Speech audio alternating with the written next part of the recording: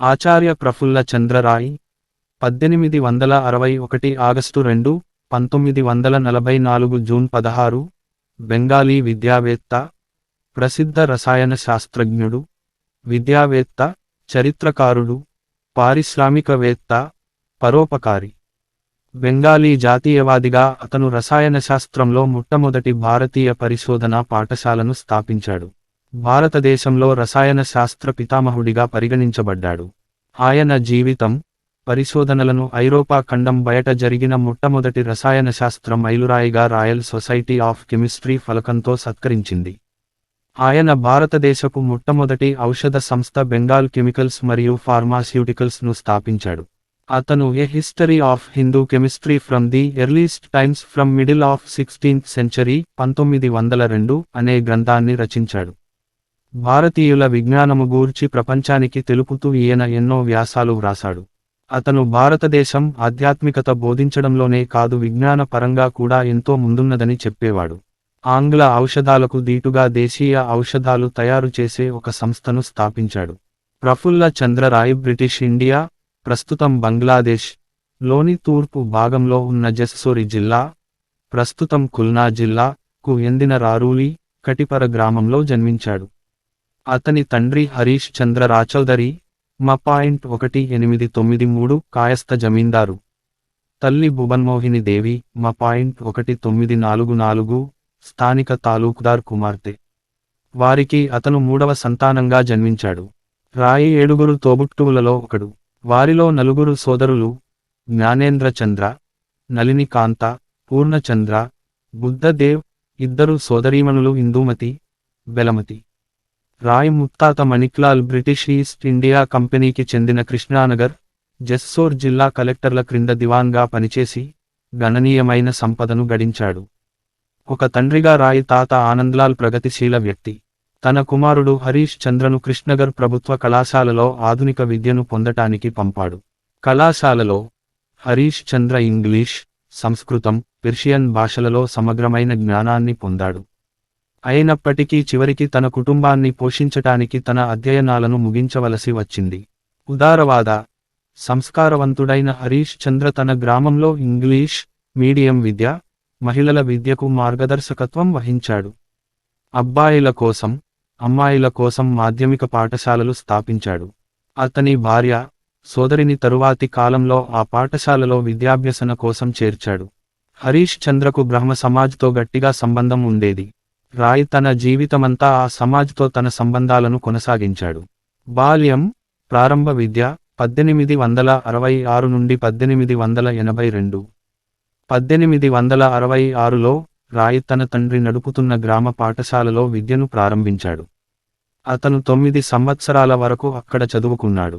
రాయ్ అన్నయ్య జ్ఞానేంద్ర చంద్ర తన మాధ్యమిక పాఠశాల విద్యను పూర్తి చేసిన తరువాత అతని తండ్రి కుటుంబాన్ని కలకత్తాకు తరలించడానికి సిద్ధపడ్డాడు. అక్కడ ఉన్నత విద్యా కేంద్రాలు బాగా అందుబాటులో ఉండేవి. 1870 లేదా 1871లో రాయ్ తన 10 ఏళ్ల వయసులో అతని కుటుంబంతో సహా నగరానికి వలస వచ్చింది. అక్కడ హరీష్ చంద్ర 132 అంబెర్స్ట్ వీధిలో ఒక ఇంటిని అద్దెకు తీసుకున్నాడు. రాయ్ మరుసటి సంవత్సరం హరే పాఠశాలలో చేరాడు. 1874లో రాయ్ 4వ తరగతిలో ఉన్నప్పుడు అతను విరేచనాలతో తీవ్రమైన దాడికి గురయ్యాడు. తత్ఫలితంగా తన అధ్యయనాలను వాయిదా వేసి తన పూర్వీకుల ఇంటికి తిరిగి వచ్చాడు. అతను తరువాత తన అధ్యయనాలలో ఈ అంతరాయాన్ని మారువేషంలో ఒక ఆశీర్వాదంగా భావించాడు. ఎందుకంటే పాఠశాల పాఠ్యాంశాల పరిమితుల్లో సాధ్యమయ్యే దానికంటే చాలా విస్తృతంగా చదవడానికి ఇది అనుమతించింది. స్వస్థపరిచేటప్పుడు అతను జీవిత చరిత్రలు, విజ్ఞాన శాస్త్రంపై కథనాలు, లెత్బ్రిడ్జ్ ఆధునిక ఆంగ్ల సాహిత్యం నుండి ఎంపికలు, gold Smith vicar of Wakefield మొదలైన పుస్తకాలు చదివాడు. చరిత్ర, భూగోళశాస్త్రం, బెంగాలీ సాహిత్యం, గ్రీకు, లాటిన్, ఫ్రెంచ్, సంస్కృతం కూడా అధ్యయనం చేశాడు. అతను పూర్తిస్థాయిలో కోలుకున్నప్పటికీ అతను జీవితాంతం అజీర్ణం, నిద్రలేమితో బాధపడ్డాడు. అనారోగ్యం నుండి కోలుకున్న తరువాత రాయ్ 1876లో కలకత్తాకు తిరిగి వచ్చాడు. బ్రహ్మ సమాజ సంస్కర్త కేశవ చంద్ర సేన్ చేత స్థాపించబడిన ఆల్బర్ట్ పాఠశాలలో చేరాడు. మునుపటి 2 ఏళ్లలో అతని కేంద్రీకృత స్వీయ అధ్యయనం కారణంగా అతని ఉపాధ్యాయులు అతను కేటాయించిన తరగతిలో మిగిలిన విద్యార్థుల కంటే చాలా ఎక్కువగా పురోగతిలో ఉన్నట్లు కనుగొన్నారు. ఈ కాలంలో అతను ఆదివారం సాయంత్రాలలో కేశవ చంద్ర సేన్ ఉపన్యాసాలకు హాజరయ్యాడు. అతను రాసిన సులభా సమాచార్ చేత బాగా ప్రభావితమయ్యాడు. 1878లో అతను పాఠశాల ప్రవేశ పరీక్ష మెట్రిక్యులేషన్ పరీక్షలు ప్రథమ స్థానంలో ఉత్తీర్ణత సాధించాడు. పండిట్ ఈశ్వర్ చంద్ర విద్యాసాగర్ స్థాపించిన మెట్రోపాలిటన్ ఇన్స్టిట్యూషన్, తరువాత విద్యాసాగర్ కళాశాల కుఎఫ్ఏ ఫస్ట్ ఆర్ట్స్ విద్యార్థిగా చేరాడు. ఆ సంస్థలోని ఆంగ్ల సాహిత్య ఉపాధ్యాయుడు సురేంద్రనాథ్ బెనర్జీ భారత జాతీయవాది, భారత జాతీయ కాంగ్రెస్ భవిష్యత్తు అధ్యక్షుడు. బెనర్జీ మంచి ఆదర్శాలను కలిగి ఉండి, విలువైన సేవలకు ప్రాధాన్యత ఇవ్వడం, భారతదేశం పునరుజ్జీవనం కోసం నిరంతరం కృషి చేయాల్సిన అవసరం గూర్చి పాటుపడేవాడు. ఆ విలువలు రాయ్ హృదయంపై ముద్ర వేశాయి. సేన్ లోతుగా ప్రభావితం చేసినప్పటికీ, సేన్ మార్గదర్శకత్వంలో ప్రధాన స్రవంతి బ్రహ్మ సమాజ్ కంటే రాయ్ ఎక్కువ ప్రజాస్వామ్య వాతావరణానికి ప్రాధాన్యత ఇచ్చాడు. తత్ఫలితంగా 1879లో అతను అసలు సమాజ్ యొక్క మరింత సరళమైన శాఖ అయిన సాధారణ బ్రహ్మో సమాజ్లో చేరాడు. యువకునిగా ప్రఫుల్లా చంద్ర రాయ్. ఈ దశ వరకు రాయ్ ప్రధానంగా చరిత్ర, సాహిత్యంపై దృష్టి సారించినప్పటికీ, రసాయన శాస్త్రం అప్పుడు ఎఫ్.ఏ. డిగ్రీలో తప్పనిసరి విషయంగా ఉండేది. మెట్రోపాలిటన్ ఇన్స్టిట్యూషన్ ఆ సమయంలో సైన్స్ కోర్సులకు ఎటువంటి సౌకర్యాలు ఇవ్వకపోవడంతో, రాయ్ ప్రెసిడెన్సీ కళాశాలలో బాహ్య విద్యార్థిగా భౌతిక, రసాయన శాస్త్ర ఉపన్యాసాలకు హాజరయ్యాడు. అతను ముఖ్యంగా అలెగ్జాండర్ ఫెడ్లర్ బోధించిన రసాయన శాస్త్ర కోర్సులకు ఆకర్షితుడయ్యాడు. ఫెడ్లర్ భారతదేశపు తొలి పరిశోధన రసాయన శాస్త్రవేత్తలలో స్ఫూర్తినిచ్చే అధ్యాపకుడు, ప్రయోగాత్మక నిపుణుడు. ప్రయోగాత్మక విజ్ఞాన శాస్త్రం ద్వారా ఆకర్షించబడిన రాయ్, రసాయన శాస్త్రాన్ని తన వృత్తిగా చేసుకోవాలని నిర్ణయించుకున్నాడు. ఎందుకంటే తన దేశం భవిష్యత్తు విజ్ఞానశాస్త్ర పురోగతిపై ఎక్కువగా ఆధారపడి ఉంటుందని అతను గుర్తించాడు. ప్రయోగం పట్ల అతనికున్న అభిరుచి వల్ల, తరగతి సహచరుల లాడ్జింగుల వద్ద ఒక చిన్న రసాయన శాస్త్ర ప్రయోగశాలను ఏర్పాటు చేయడానికి, ఫెడ్లర్ కొన్ని ప్రదర్శనలను పునరుత్పత్తి చేయడానికి దారితీసింది. ఒక సందర్భంలో, లోపభూయిష్ట ఉపకరణం తీవ్రంగా పేలినప్పుడు అతను గాయంతో తప్పించుకున్నాడు.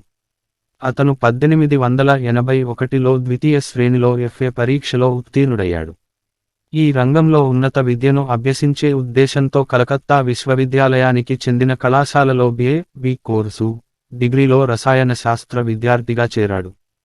ఎఫ్.ఏ. స్థాయిలో తప్పనిసరి విషయానికి అయిన సంస్కృతంలో సొగసైన పాండిత్యం సాధించడంతో పాటు లాటిన్, ఫ్రెంచ్ నేర్చుకున్న రాయ్, తన బి.ఏ. పరీక్ష కోసం చదువుతున్నప్పుడు గిల్క్రిస్ట్ ప్రైజ్ స్కాలర్షిప్ కోసం దరఖాస్తు చేసుకున్నాడు.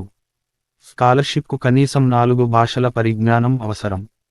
అఖిల భారత పోటీ పరీక్ష తరువాత రాయ్ 2 స్కాలర్షిప్లలో ఒకదాన్ని గెలుచుకున్నాడు. తన అసలు డిగ్రీ పూర్తి చేయకుండా ఎడిన్బర్గ్ విశ్వవిద్యాలయంలో బీఎస్సీ విద్యార్థిగా చేరాడు. అతను 1882 ఆగస్టులో అనగా 21 సంవత్సరాల వయస్సులో యునైటెడ్ కింగ్డమ్కు బయలుదేరాడు. బ్రిటన్లో విద్యార్థి 1882 నుండి 1888. ఎడిన్బర్గ్లో రాయ్ అలెగ్జాండర్ క్రమ్ బ్రౌన్ మాజీ విద్యార్థిగా హైడెల్బర్గ్ విశ్వవిద్యాలయంలో రాబర్ట్ బన్సెన్ ఆధ్వర్యంలో చదువుకున్న ప్రత్యక్ష నిరూపకుడు జాన్ గిబ్సన్లతో పాటు తన రసాయన శాస్త్ర అధ్యయనాలను చేశాడు.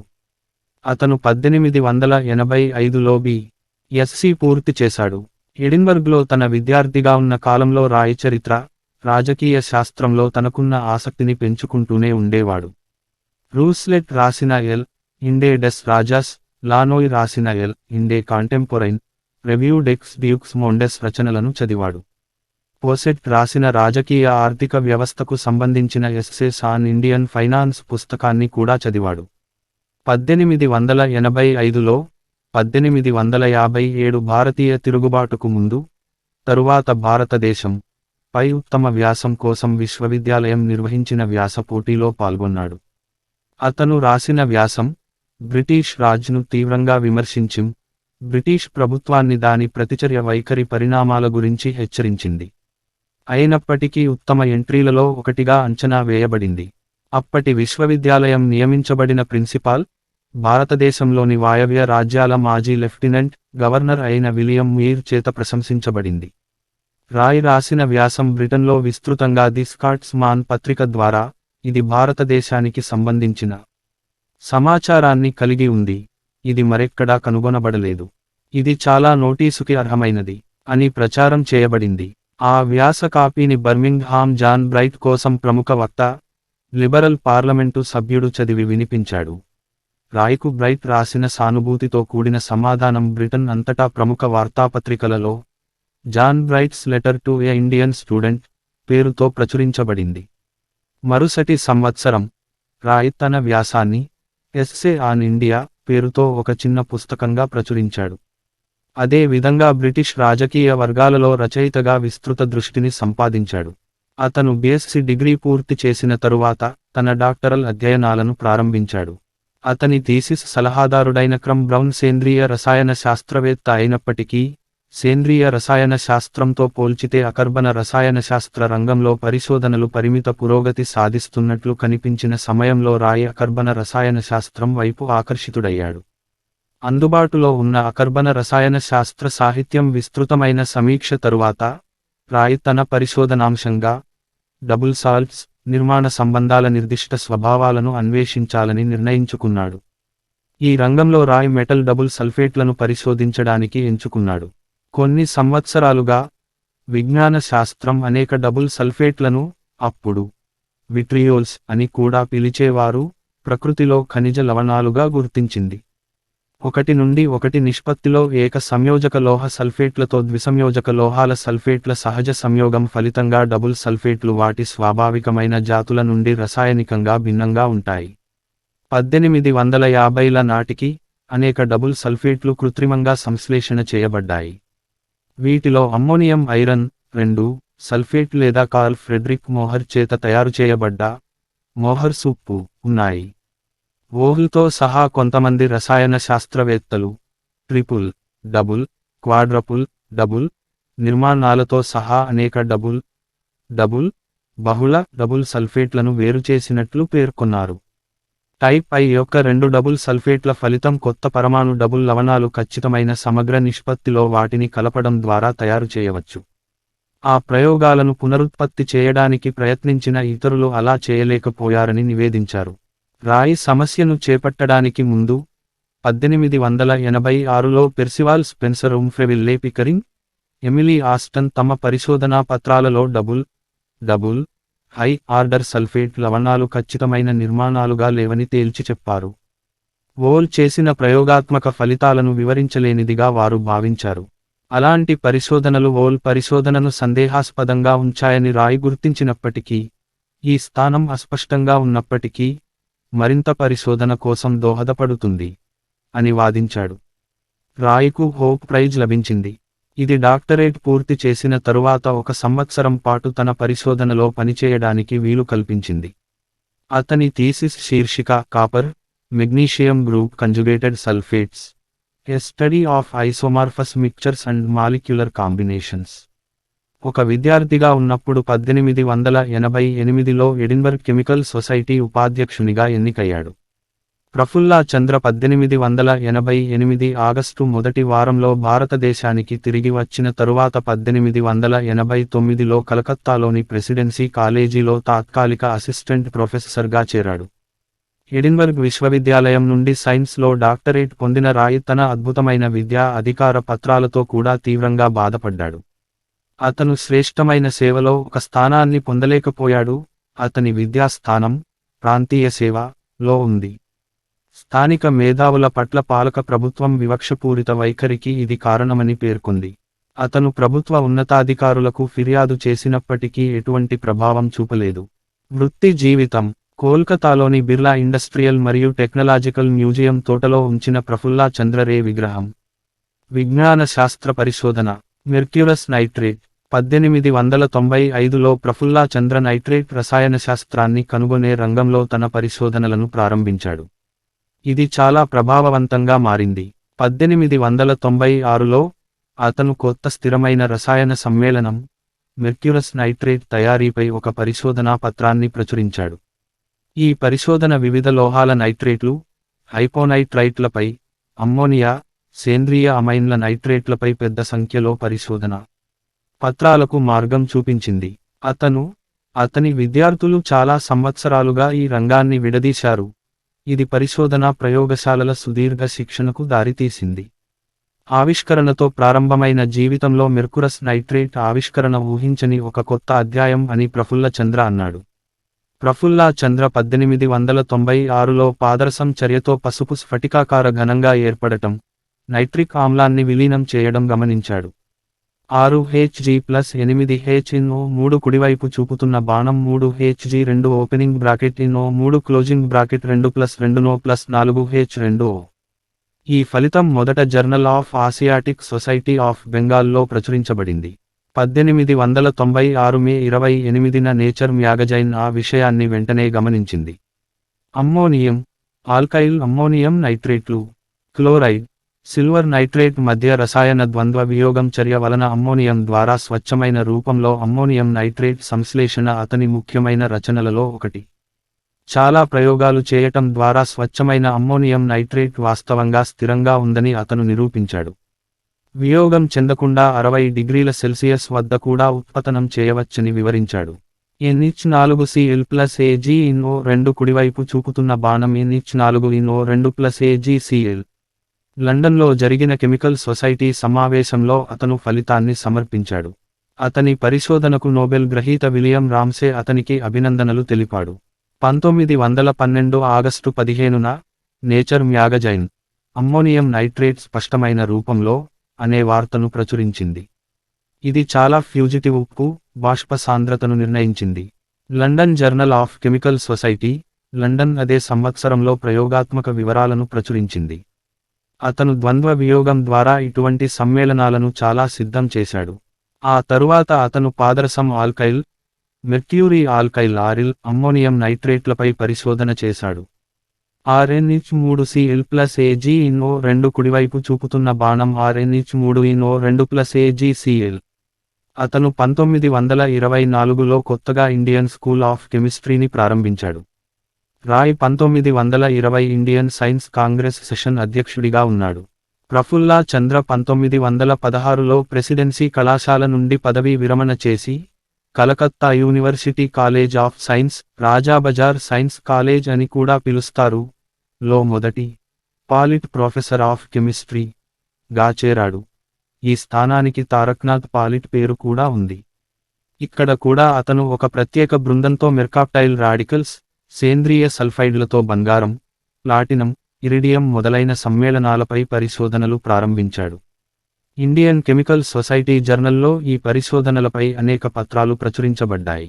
1936లో తన 75 సంవత్సరాల వయస్సులో అతను క్రియాశీల సేవల నుండి పదవీ విరమణ చెంది ప్రొఫెసర్ ఎమెరిటస్ అయ్యాడు. దీనికి చాలా కాలం ముందు 1921లో తన 60వ సంవత్సరం పూర్తయిన తరువాత, ఆ రోజు నుండి రసాయన పరిశోధనల కొరకు, రసాయన శాస్త్ర విభాగం అభివృద్ధికి ఖర్చు చేయటానికి యూనివర్సిటీ కాలేజ్ ఆఫ్ సైన్స్లో కలకత్తా విశ్వవిద్యాలయానికి తన మొత్తం జీతాన్ని ఉచిత బహుమతిగా ఇచ్చాడు. అతను 1920 నాటికి రసాయన శాస్త్ర అన్ని శాఖలలో 107 పరిశోధనా పత్రాలు రాశాడు. సాహిత్య రచనలు, ఆసక్తులు. అతను శాస్త్రీయ అంశాలపై అనేక నెలవారీ పత్రికలకు బెంగాలీలో వ్యాసాలు అందించాడు. అతను తన ఆత్మకథ life and experience of a Bengali chemist యొక్క మొదటి సంపుటిని 1932లో ప్రచురించాడు. దానిని భారత యువతకు అంకితం చేశాడు. ఈ కృతి రెండవ సంపుటి 1935లో విడుదలైంది. 1902లో a history of Hindu chemistry from earliest times నుండి మిడిల్ ఆఫ్ 16th సెంచరీ యొక్క మొదటి సంపుటిని ప్రచురించాడు. రెండవ వాల్యూమ్ 1909లో ప్రచురించబడింది. పురాతన సంస్కృత చేతిరాతల ద్వారా, ఓరియంటలిస్టుల రచనల ద్వారా చాలా సంవత్సరాల అన్వేషణ ఫలితంగా ఈ పని జరిగింది. సామాజిక సేవ. 1923లో ఉత్తర బెంగాల్ వరదను ఎదుర్కొంది. దీని ఫలితంగా మిలియన్ల మంది నిరాశ్రయులై ఆకలితో అలమటించారు. ప్రఫుల్ల చంద్ర బెంగాల్ రిలీఫ్ కమిటీని నిర్వహించింది. ఇది దాదాపు 2.5 మిలియన్ రూపాయల నగదు వసూలు చేసి, బాధిత ప్రాంతంలో వ్యవస్థీకృత పద్ధతిలో పంపిణీ చేశాడు. సాధారణ బ్రహ్మ సమాజంలో బాలికల పాఠశాల, ఇండియన్ కెమికల్ సొసైటీ సంక్షేమం కోసం క్రమం తప్పకుండా డబ్బును విరాళంగా ఇచ్చాడు. 1922లో కెమిస్ట్రీలో అత్యుత్తమ కృషికి అవార్డు ఇవ్వడానికి నాగార్జున బహుమతిని స్థాపించడానికి అతను డబ్బును విరాళంగా ఇచ్చాడు. 1937లో జంతుశాస్త్రం లేదా వృక్షశాస్త్రంలో ఉత్తమ కృషికి అశుతోష్ ముఖర్జీ పేరు పెట్టబడిన మరొక అవార్డు కూడా అతని విరాళం నుండి స్థాపించబడింది. గుర్తింపు, గౌరవాలు. ఆచార్య ప్రఫుల్ల చంద్ర రాయ్ సంతకం. భారతదేశం 1961 స్టాంపుపై రాయి. తన 150వ జయంతి సందర్భంగా 2011 ఆగస్టు 2 కోల్కతాలోని సైన్స్ సిటీలో ప్రఫుల్ల చంద్ర రేపై ప్రదర్శన జరిగింది. పతకాలు, అలంకరణలు. ఎడిన్బర్గ్ విశ్వవిద్యాలయం నుండి ఫారడే బంగారు పతకం 1887. Companion of the order of the Indian empire. Knight bachelor 1919 new year honours జాబితా. అకాడమిక్ ఫెలోషిప్లు, సభ్యత్వాలు. Royal asiatic society of Bengal fellowship FRASB. Chemical society fellowship FCS 1902. బ్యూయిష్ అకాడమీ గౌరవ సభ్యుడు Munich 1919. National institute of sciences of India foundation fellow FNI 1935.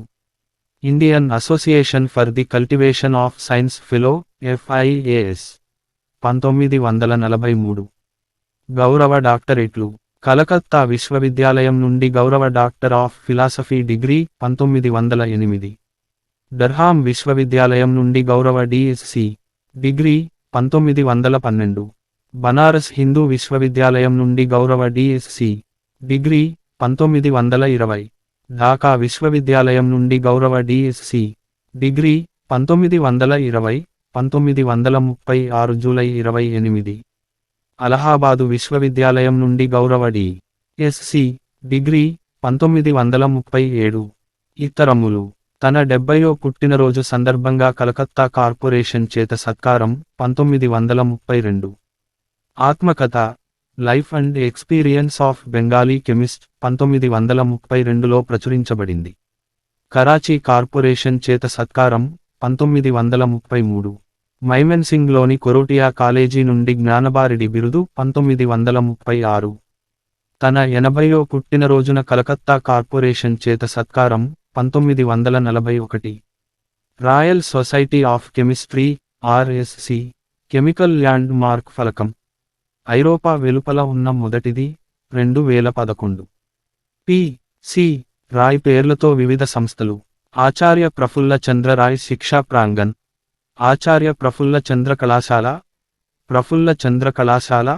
Acharya Prafulla Chandra high school for boys, Acharya Prafulla Chandra Ray polytechnic అతని పేరును స్మరించుకుంటాయి.